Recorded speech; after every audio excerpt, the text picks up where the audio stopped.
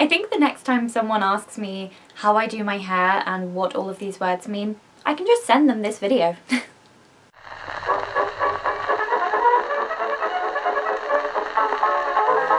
Hello darlings and welcome back to my channel. So I actually tried to film this video a few months ago. Actually no, I lie, it was last year. It was last year when I still had my red hair. But I just didn't like how it came out. I thought it was a bit too long and rambly. So today I'm just going to be doing what will hopefully be a fairly quick fire video of some basic vintage hairstyling beginner terms that every vintage lover should know. So starting out with the most obvious, the wet set. Wet sets were the most common way to style hair from the 1920s through to the 1950s. They involve taking hair that is wet or towel dried and using either foam rollers or pin curls to form it into a set that when dry could be brushed out into a specific curls or shapes. Wet set diagrams of the time could be very complicated or very simple. Finger waves are a classic style most commonly associated with the golden age of the 1920s. They're one of the most iconic vintage styles that almost everyone will know even if they have no experience with fashion history. They create the beautiful iconic S shapes. Marcel waves are a very similar effect, but they are done with a heated curling tong rather than with your fingers and comb like the finger waves were done. Marcel weaves featured also heavily in 1930s hairstyles, usually paired with cute pin curls at the ends, like you can see in this photo of Ginger Rogers. Bumper bangs were a great 1940s, 1950s hairstyle, and I wear this style fairly often, as you will see on my Instagram or on my videos. You can see in this picture here I'm wearing bumper bangs, and they simply involve taking a hair rat, which looks like this, and rolling the front section of your hair underneath to create a voluminous fringe-like look that adds a lot of volume to the hair. You can also do this look without a hair rat. These are sometimes called faux Betty bangs after Betty Page. The most classic and iconic vintage style is, of course, the victory rolls. These two iconic rolls on either side of the head were so named after the victory naming craze of the 1940s and also after maneuvers that pilots did in their planes. Similar to the other vintage styling element I'm wearing on my head today, the barrel roll or barrel curl. This is different to a victory roll in that it swoops underneath rather than upwards and over like these two do. A pompadour is a vintage style in which the hair at the front and top of the head is swept up and backwards to create a lot of volume on the head. This was a style that was worn often by stars like Rita Hayworth, especially in the film CoverGirl. Moving a little later into the 60s, the beehive hairstyle, most synonymous with stars like Brigitte Bardot, are a giant mass of very heavily teased and backcombed hair that sits more at the crown of the head rather than forward as the pompadour did. This is a style that is most synonymous with the 1960s and can be worn in an updo or a half up, half down style. It involves a lot of backcombing or teasing, which is the act of taking a section of hair and combing backwards on itself to create stacked height and volume. This can be damaging to the hair, so should always be done very carefully. The page boy style was a 1940s hairstyle in which the hair was very smooth on top and gently curled underneath at the bottom. It was typically paired with the midi cut, which is a vintage haircut in which the hair is cut into a horseshoe shape that is shortest at the front and tapers to longer at the back in a U shape, so that the hair would curl gently, framing the face. The midi cut is actually a style that I have all the time because I really find it helps with vintage hairstyling. The poodle hairstyle is one of my personal favourites, and you can see in my building confidence video, and I also have a tutorial on this channel, although that is a couple of years old now.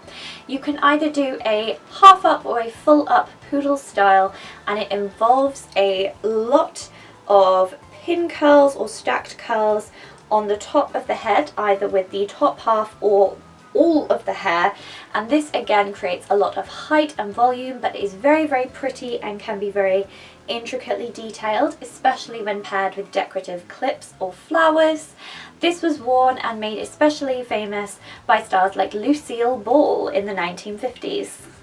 Pin curling is the act of taking a piece of hair and rolling it up either with your fingers or with a hair pin curling tool until it sits on your head and then clipping it into place. You can do pin curls for setting or for decoration in different hairstyles. For example, the poodle hairstyle is a collection of stacked pin curls on top of the head, whereas a pin curl set is pin curls all over the head to create a curly haired look. You may encounter in the vintage hairstyling arsenal different kinds of rollers. So I use the inimitable sponge roller, which looks like this.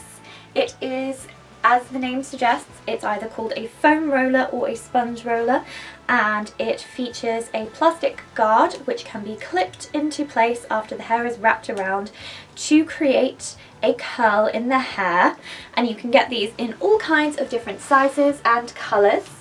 There are also pillow rollers, which are a piece of wire with soft cloth around them that can be rolled up and then tied into place. This is similar to Victorian style rag curls, which I will put a picture of here so you get the idea. And then there are hot rollers, which are similar to this, except they are solid and, as the name suggests, are heated. So this is great for a pin-up on the go who needs a quick curled beautiful style but doesn't want to wait overnight, as I do for these two set.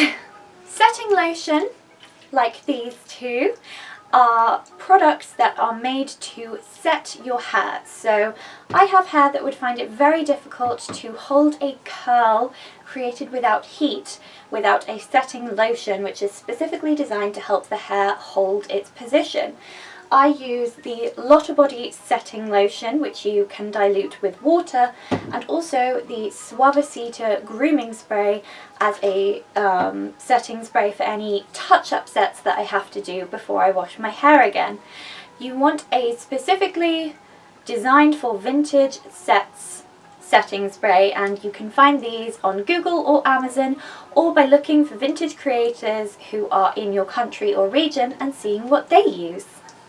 For vintage accessories, you can have a snood. A snood is a 1940s hair accessory that is like a hairnet, only it is crocheted out of wool or yarn, and it encases the hair, keeping it held up neatly. This was great for girls who were doing practical work outside and needed their hair up and off of the back of their neck.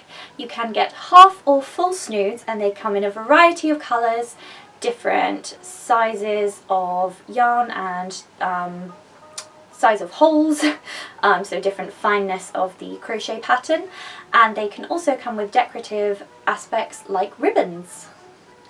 The vintage turban is not an article worn for religious or cultural reasons, but simply refers to a headscarf that is tied up to cover the hair. This is great if you are having a very bad hair day or have very bad roots and want to cover them up, or if you have a pin curl or roller set but you need to leave the house for any reason, and hey presto, cover it up with a hair scarf tied into a turban. Hair combs are things like these. These are little plastic combs that are not designed for brushing the hair, but are actually designed for keeping it in place. These can be wonderful for use in things like beehives or poodle styles or things like this, or even just to hold your hair back behind your ears. You simply push the comb back to where you want the hair to sit and then push it forward to hold the hair into place. These can also come in more plain varieties like this brown one, or very decorative with things like flowers, gems or pearls stuck along the top.